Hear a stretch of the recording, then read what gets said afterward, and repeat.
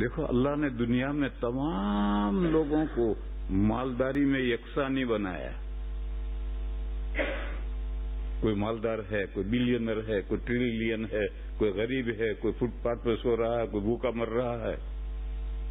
اللہ نے ایسا کیوں نہیں بنایا؟ اللہ کے خزانے میں کچھ کمی ہے؟ نہیں، ان کے خزانے میں کوئی کمی نہیں ہے. اللہ نے بیلنس رکھا ہے.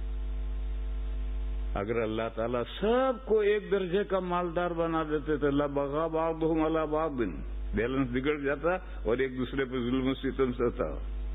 آج بھی ایک مارکیٹ کے اندر 4 آدمی یکساں درجے کے مالدار ہو جاتے ہیں تو پھر یہ اس پر جادو کرواتا ہے، یہ اس کو سوپاری دے کر مرواتا ہے، یہ وہ کرتا ہے، یہ وہ کرتا ہے. اور ایک آدمی کے کارخانے میں 500 ملازم ہے غریب، وہ 500 ملازم باس کو کبھی نہیں مارتے.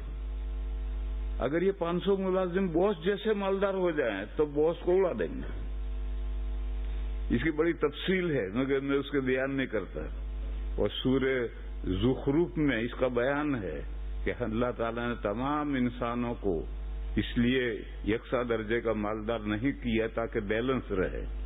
اگر ایسا بیلنس اگر سب کو ایک درجے کا معلوم کر دیتے، ورنہ اللہ قادر تھے کہ ہر ایک کے گھر میں سیڑھی سونے کی ہے،